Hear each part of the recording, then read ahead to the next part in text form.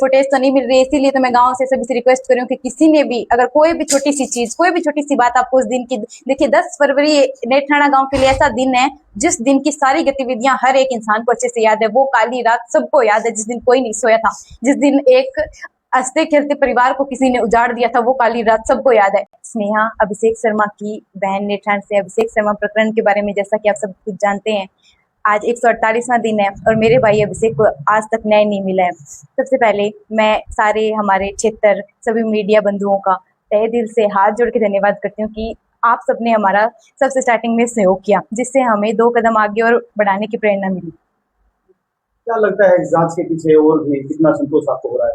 जी, अब तक आज 148 दिन है तो हमें आज तक न्याय नहीं मिला है, तो हम किस पॉइंट पे संतोष करें, ये भी तो बात है। अगर हमारे घर पे कोई अधिकारी भी आते हैं, मान लो 10 अधिकारी हैं, अगर हम उससे एक छोटी सी रिपोर्ट के बारे में पूछते हैं तो हमें 10 ही अलग अलग जवाब मिलते हैं।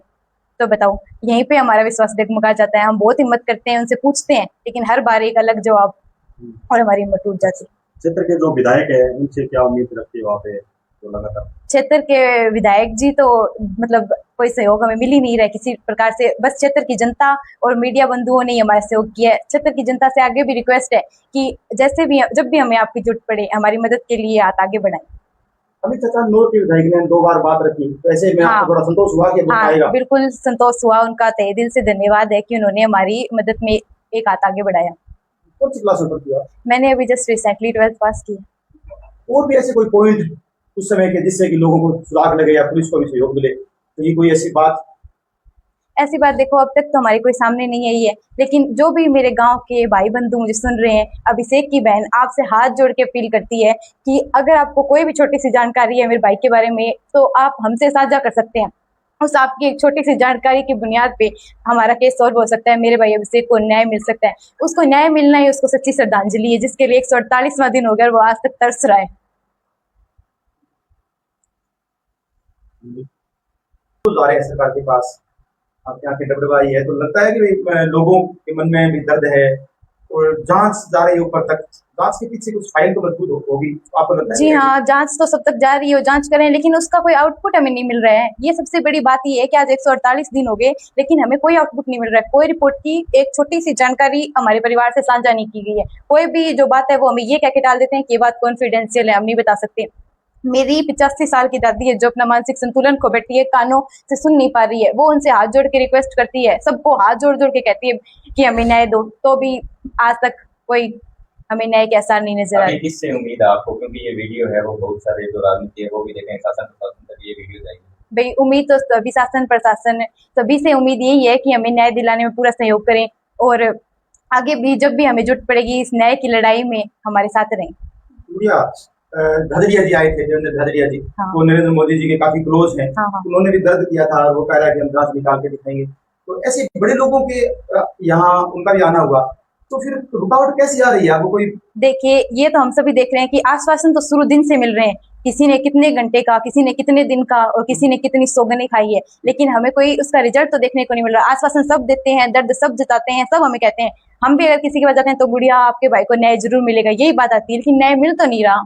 सबसे बड़ी ये बात है, हम उस मासूम के दर्द को महसूस करते हैं तो भी रूह कांप जाती है और वो 10 साल का बच्चा उस दर्द से गुजरा है। सोच के देखिए कैसा लगा होगा उसने जब बचाओ बचाओ चिल्लाया और कोई ना आया होगा। सोच के देखिए कैसा लगा होगा उसे जब उस दरिंदे के हाथ पड़े होंगे उस नन्हे गले पे, वो थमती सांसें, वो पथराई आंखें, और वो जब उसने आखिरी बार माँ को पुकारना चाहा होगा। सोच के देखिए जब पापा का चेहरा उसके सामने आखिरी बार आया होगा।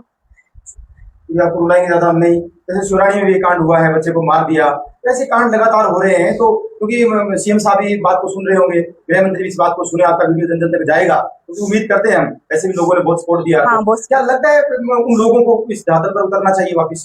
जी हाँ, बिल्कुल लगता है। मैं आपसे जैसे रिक्वेस्ट कर रही हूँ, आपको मेरी बात सुन के अगर एक बार भी उस मासूम के लिए दिल में दया उठती है, आप एक कदम उठाएंगे हमारे साथ, तो क्या पता उस न्याय की सीढ़ी तक हम पहुंच जाएंगे। एक स्कूल से छुट्टी होने के बाद में उसने खाना खाया था, क्या खाया? उसने खुद मैगी बना के खाई। मैगी बनाई थी, ये बात शुरू में आई थी, तो मैगी बना के फिर वो खेलने गया। हाँ, खेलने गया।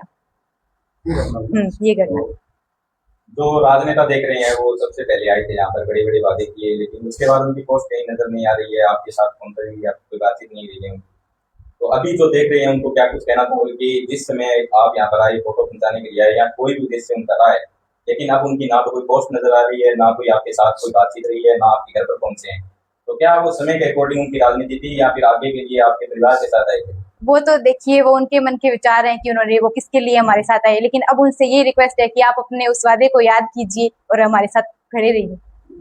अभिषेक एक तो बहुत खूबसूरत था और साथ साथ धार्मिक प्रवृत्ति का था, मंदिर में जाता था, खेलता था, दोस्तों के बीच में उसकी अच्छी एक पहचान थी।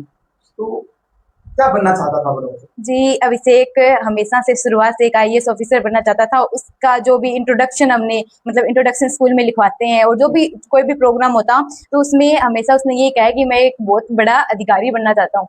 ठीक है, जैसे और ये जो घटना हुई है, घटना से 2 दिन पहले की मैं आपको एक छोटी सी बात बताती हूँ। जो यूट्यूब पे लोग जागरूकता के लिए वीडियो डालते हैं, भी ऐसे ऐसे किडनैपर्स आते हैं वगैरह, उन्होंने उस मेरे 10 साल के भाई ने हम दोनों को वो वीडियो दिखाई है कि ऐसे किसी के साथ मत चले जाना, ऐसे लोग ले जाते हैं। तो देखिए वो कितना जागरूक था, ऐसा नहीं था वो कि ऐरा गिरा या किसी के साथ भी चलो, और कोई चीज का लालच नहीं था। तो जो बच्चा 10 साल की उम्र में इतना जागरूक है कि वो वीडियो से ये समझ पा रहा है कि कोई भी ऐसे किसी को भी बहकावे में लेके कहीं भी ले जा सकता है, वो हमें समझा रहा है, जबकि मैं उससे 7 साल बड़ी हूँ, मुझे बता रहा है कि ऐसे नहीं करना दीदी हमें। तो वो इतना तो समझदार था, इस बात से कितना उसकी समझदारी का अंदाजा लगाया जा सकता है। एक बात ये थी कि महिला शक्ति सबसे ज्यादा मोर्चा संभाला उन्होंने।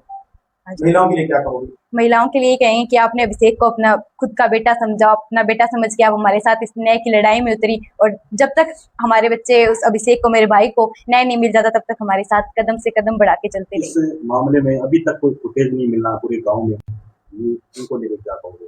हाँ जी, कोई फुटेज तो नहीं मिल रही है, इसीलिए तो मैं गांव से सभी से रिक्वेस्ट करूँ कि किसी ने भी अगर कोई भी छोटी सी चीज, कोई भी छोटी सी बात आपको उस दिन की, देखिए 10 फरवरी नेठाना गांव के लिए ऐसा दिन है जिस दिन की सारी गतिविधियां हर एक इंसान को अच्छे से याद है। वो काली रात सबको याद है, जिस दिन कोई नहीं सोया था, जिस दिन एक हंसते खेलते परिवार को किसी ने उजाड़ दिया था, वो काली रात सबको याद है। और आपको उसमें कोई भी छोटी, देखिए कुएं के पास हम जानते हैं कितनी नजदीक नजदीक घर है, और किसी ना किसी ने जरूर उसे देखा है, मतलब डायरेक्ट नहीं देखा होगा, आप बात रिकॉल करेंगे तो क्या पता कोई छोटी सी बात हाथ लगी जाए। अगर वो हमसे जानकारी साझा करेंगे, जल्दी से जल्दी बच्चे को न्याय मिल जाएगा। पोस्टमार्टम रिपोर्ट अभी दी है? नहीं, पोस्टमार्टम रिपोर्ट नहीं, अभी तक नहीं। आपने प्रयास किया परिवार? हाँ, प्रयास हमने लिखित में भी दिया है, हमें पोस्टमार्टम रिपोर्ट नहीं दी। तो वजह जानने का प्रयास किया कि क्यों नहीं किया? वजह ऐसे कोई भी बात बोलते हैं, मैं आपको जैसा पहले बताया, जैसे एक अधिकारी से पूछा वो कह देगा कि ये रिपोर्ट वो रिपोर्ट आई नहीं है, और अगर दूसरे से पूछे हाँ ये तो कॉन्फिडेंशियल चीज है, हम आपको दे नहीं सकते, वो हमसे कोई जानकारी साझा नहीं करते, जबकि हम अगर उनसे कोई सवाल पूछे तो वो हमसे क्रॉस क्वेश्चन ही करते हैं।